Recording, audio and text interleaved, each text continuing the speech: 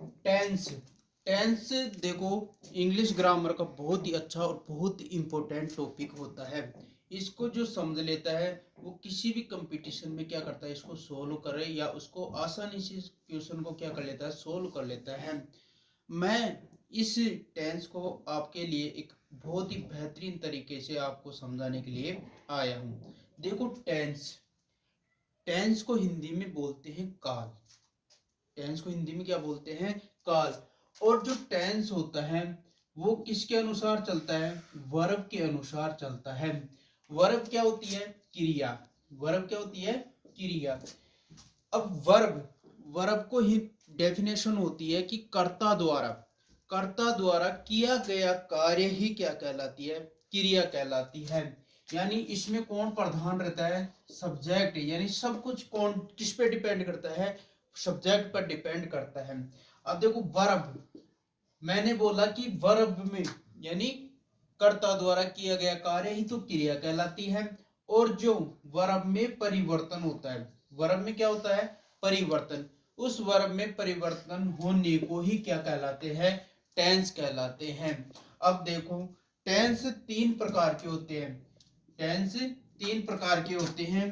First होता है present tense, जिसको हिंदी में बोलते हैं वर्तमान काल। वर्तमान काल फर्स्ट होता है प्रेजेंट टेंस। सेकंड होता है पास्ट टेंस, जिसको बोलते हैं भूतकाल। और थर्ड होता है फ्यूचर टेंस, फ्यूचर टेंस, जिसको बोलते हैं भविष्य काल। अब यहाँ पर यानी टेंस के कितने रूप हुए, तीन प्रकार से होते हैं। फर्स्ट होता है प्रेजेंट टेंस, सेकंड होता है पास्ट टेंस, और थर्ड होता है फ्यूचर टेंस। अब यहाँ पर जो प्रेजेंट टेंस होता है वो भी कितने प्रकार के होते हैं, चार प्रकार के होते हैं। प्रेजेंट टेंस चार प्रकार के होते हैं। फर्स्ट होता है प्रेजेंट इंडेफिनेट, पहला होता है प्रेजेंट इंडेफिनेट। सेकंड होता है प्रेजेंट कंटिन्यूस। थर्ड होता है प्रेजेंट परफेक्ट। और फोर्थ होता है present perfect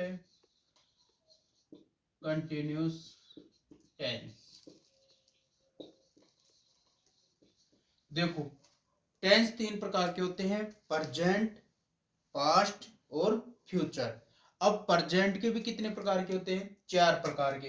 present indefinite, present continuous, present perfect और प्रेजेंट परफेक्ट कंटिन्यूस। अब हम अध्ययन करेंगे प्रेजेंट। अब प्रेजेंट इंडेफिनेट, फर्स्ट आता है प्रेजेंट इंडेफिनेट। अब इसकी डेफिनेशन क्या होती है, देखो, हिंदी वाक्यों के अंत में ता है, ती है, ते हैं आदि शब्द आते हैं। जैसे मैं अंग्रेजी पढ़ाता हूँ, वह विद्यालय जाता है, हम क्रिकेट खेलते हैं। इस प्रकार से प्रेजेंट इंडेफिनेट की परिभाषा क्या हुई कि हिंदी वाक्यों के अंत में ता है, ती है, ते हैं आदि शब्द आते हैं। और प्रेजेंट इंडेफिनेट के भी चार प्रकार के स्ट्रक्चर हम बना सकते हैं। सबसे पहले आती है अफर्मेटिव सेंटेंस। सबसे पहले क्या आता है, अफर्मेटिव सेंटेंस। अफर्मेटिव सेंटेंस का स्ट्रक्चर होता है सब्जेक्ट प्लस वर्ब की फर्स्ट फॉर्म में एस या ES plus object plus etc.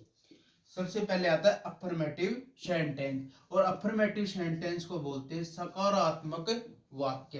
Affirmative sentence को क्या बोलते हैं, सकारात्मक वाक्य। और इसका पहला फॉर्मूला आता है सब्जेक्ट प्लस वर्ब की फर्स्ट फॉर्म में एस या S plus object plus ETC.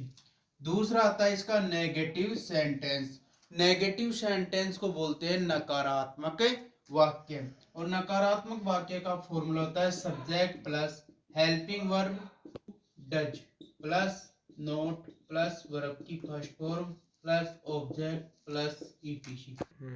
Second होता है negative sentence, subject plus helping verb do does plus not plus verb की first form plus object plus ETC. और तीसरा होता है इंट्रोगेटिव सेंटेंस। इंट्रोगेटिव सेंटेंस को बोलते हैं प्रश्नात्मक वाक्य। अब प्रश्नात्मक वाक्य दो प्रकार से होते हैं, एक तो यस या नो वाले क्वेश्चन और एक होते हैं WH वाले क्वेश्चन। अब इंट्रोगेटिव सेंटेंस का फॉर्मूला होता है, सबसे पहले तो क्या लगाएंगे, हेल्पिंग वर्ब होती है डू और does plus subject plus verb की first form plus object plus ETC और अंत में क्वेश्चन मार्क चिन्ह का उपयोग कर देंगे। इसी प्रकार WH वर्ड का जब उपयोग करेंगे तो WH word plus helping verb do और does plus subject plus verb की first form plus object plus ETC और अंत में क्या लगा देंगे, क्वेश्चन मार्क चिन्ह। WH word plus helping verb do does plus subject plus verb की first form plus object plus ETC और सबके लास्ट में आता है interrogative negative sentence. Interrogative negative sentence को बोलते हैं प्रश्नात्मक नकारात्मक वाक्य।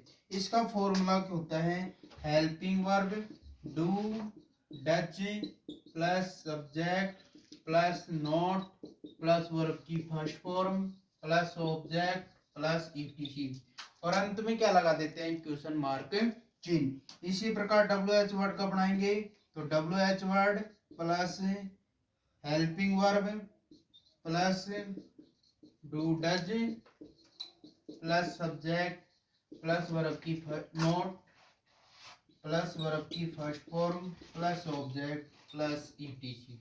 इस प्रकार से प्रेजेंट इंडेफिनेट के चार प्रकार के फॉर्मूले होते हैं, affirmative sentence, negative sentence, interrogative sentence और इंट्रोगेटिव नेगेटिव सेंटेंस।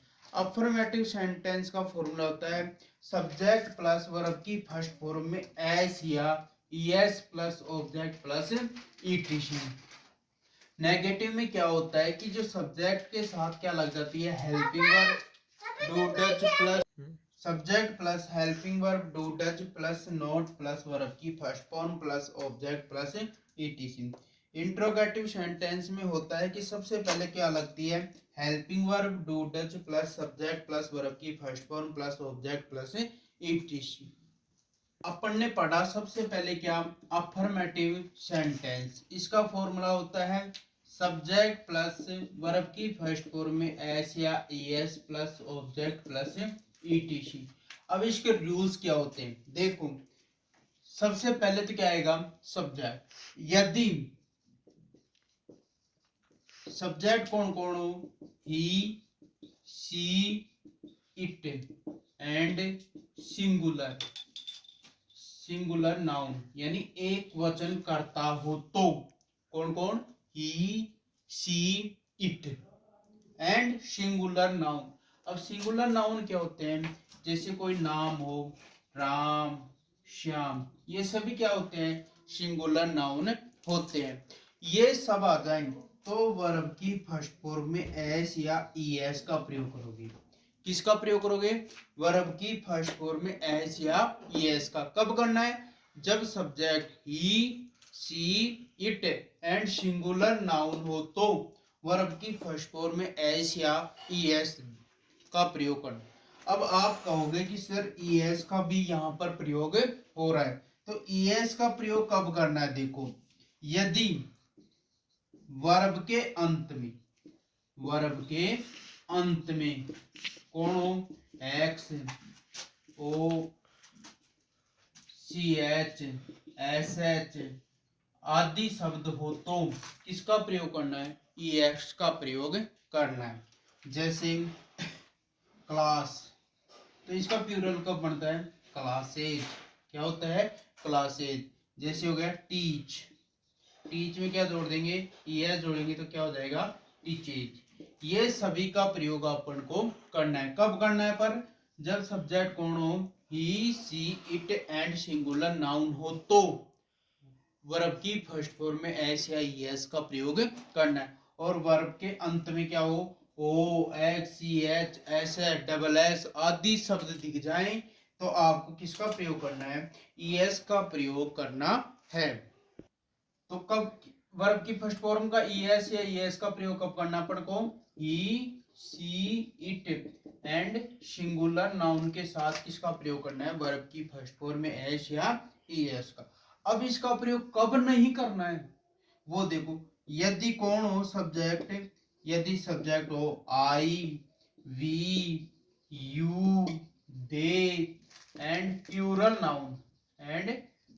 नाउन हो तो वर्ब की फर्स्ट फॉर्म में एस या ईएस का प्रयोग नहीं करना है। आई बात समझ में। यदि सब्जेक्ट कौन कौन हो, I we you they and plural noun हो तो वर्ब की फर्स्ट फॉर्म में एस या ईएस का प्रयोग नहीं करना है।